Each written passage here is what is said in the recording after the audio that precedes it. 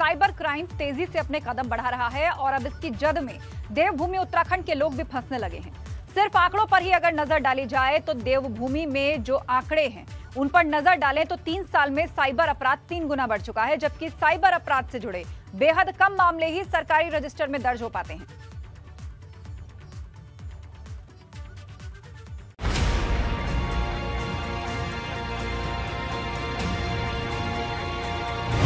उत्तराखंड में शिकंजा कस रहे साइबर अपराधी।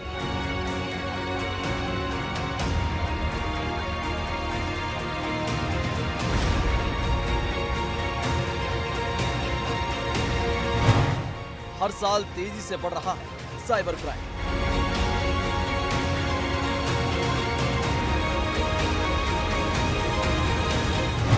हर रोज नए हथकंडे अपनाते हैं साइबर क्रिमिनल।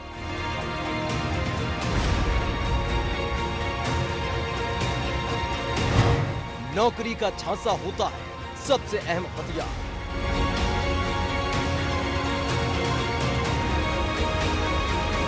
जितनी तेजी से हम डिजिटल दुनिया की ओर बढ़ रहे हैं, उतनी ही तेजी से साइबर अपराध के दलदल में फंसते जा रहे हैं। तेजी से पैर पसार रहे साइबर अपराधियों ने लोगों को अपने झांसे में लेने के लिए नए नए हथकंडे अपना रखे हैं, जिसमें सरकारी नौकरी से लेकर लॉटरी निकालने तक के लुभावने ऑफर शामिल हैं। वो सेम जो 2017 में हुआ था ये सब, उन्होंने हमें रिलेटिव के थ्रू उन्होंने हमें मिलाया था। उन्होंने हमसे फिर कि नौकरी लगाएंगे, आपको सरकारी नौकरी लगाएंगे या किसी प्रोजेक्ट के थ्रू बड़ी कंपनी में नौकरी लगाएंगे। और उन्होंने फिर 2017 में हमें किसी रिलेटिव के थ्रू मिलवाया था। फिर उन्होंने हमें पैसे की बात करी थी, हमने 1.5 लाख रुपये दिए थे। उसके बाद उन्होंने हमारे जो साथी उनसे भी 5-10 लाख रुपये लिए हैं। उनसे सर फर्जी ट्रेनिंग करवा के और मेडिकल करवा के एम्स में दिल्ली में और फर्जी आई कार्ड भी इशू करवाए। बेरोजगारों के लिए सरकारी नौकरी का झांसा। गरीबों को दिखाए जाते हैं अमीर बनने के सपने। फर्जी लॉटरी के जरिए फंसाते हैं साइबर अपराधी। बैंक कर्मी बनकर भी लोगों को लगा रहे चूना। QR कोड के जरिए भी हो रहे हैं लोग शिकार। साइबर अपराधी अपने शिकार को जाल में गहरे तक फंसाने के लिए कुछ ऐसे तरीके भी अपनाते हैं जिससे शिकार को अपराधियों पर भरोसा होने लगता है कि वो सही जगह अपना पैसा लगा रहे हैं। और इसी तरह धीरे धीरे साइबर अपराधी लोगों से लाखों रुपए ठग लेते हैं और आखिर उनके हाथ में फर्जी कागजात लगते हैं। विकास के द्वारा कहा गया था कि आपको नामी कंपनी वगैरह सरकारी नौकरी के उसमें आपको लगाएंगे, तो उसके लिए इन्होंने पैसों की बात कही थी।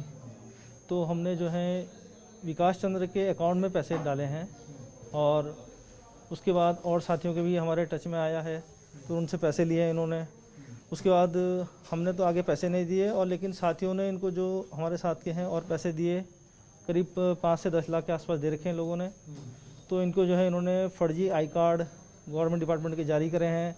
आंकड़ों पर गौर करें तो साइबर अपराध का ग्राफ साल दर साल तेजी से बढ़ रहा है और हर नया दिन साइबर अपराधी नए तरीके के साथ फील्ड पर उतरते हैं, जिससे शिकार को आसानी से जाल में फंसाया जा सके। 2018 में 736 शिकायतें दर्ज हुई। वहीं 2019 में साइबर अपराध की 1308 शिकायतें दर्ज की गई। 2020 में 2119 से ज्यादा मामले साइबर अपराध के सामने आए। पिछले 3 सालों के आंकड़ों पर गौर करें तो साइबर क्राइम के मामले साल 2018 के बाद से 3 गुना बढ़ चुके हैं। साइबर अपराधियों तक पहुंचना साइबर पुलिस के लिए भी चुनौती भरा रहता है, इसलिए पुलिस अधिकारी लोगों से सतर्क रहने और अपनी निजी जानकारी किसी के साथ भी शेयर न करने की अपील करते रहते हैं। साथ ही किसी भी अनजान शख्स के लुभावने ऑफर में न फंसने की सलाह देते हैं। कोई भी अनजान लिंक पे क्लिक मत करें। आजकल मैं देख रहा हूँ ट्रेंड था कि पहले व्हाट्सएप पे लिंक आते थे, सोशल मीडिया मैसेंजर पे लिंक आते थे, अब SMS के माध्यम से भी लिंक आने लगे हैं। तो ऐसे केसेस आते हैं कि जब जो क्रिमिनल है उस लिंक को क्लिक करवा के कोई ऐसी रिमोट एक्सेस जो हम कहते हैं कि ऐसी कोई डमी ऐप डाउनलोड करवा देता है जिससे कि आपका फ़ोन कंट्रोल किसी क्रिमिनल के हाथ में हो जाता है। तो इस चीज़ का भी हमें ध्यान रखना है। इसके अलावा बहुत सारे जो अमूमन हम साइबर क्राइम देखते हैं कि QR कोड स्कैन कर लिया, तो QR कोड स्कैन करने से पैसे दिए जाते हैं, कभी भी आपको पैसे नहीं मिलेंगे। UPI हो गया, आपने UPI पिन शेयर कर लिया, अगेन UPI पिन शेयर करने से या डालने से पैसे जाएंगे, आपके पैसे कभी आपको नहीं मिलेंगे। निजी जानकारी कभी भी फोन पर साझा न करें। बैंक आपसे कभी निजी जानकारी नहीं मांगता। अनजान शख्स के किसी भी ऑफर पर भरोसा न करें।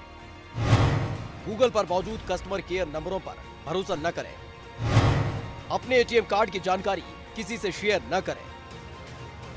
साइबर क्राइम में सबसे अहम आपकी निजी जानकारी होती है, जिसके बगैर कोई भी शख्स आपको नुकसान नहीं पहुंचा सकता है।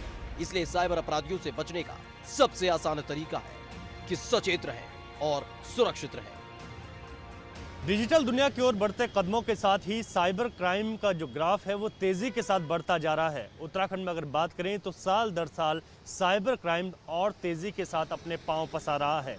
जहां एक और साइबर क्राइम से लेकर तमाम सेमिनार भी लोगों के लिए किए जाते हैं और अवेयर करने की कोशिश की जा रही है, वहीं अभी भी कई भोले भाले लोग साइबर ठगों के शिकार होते चले जा रहे हैं।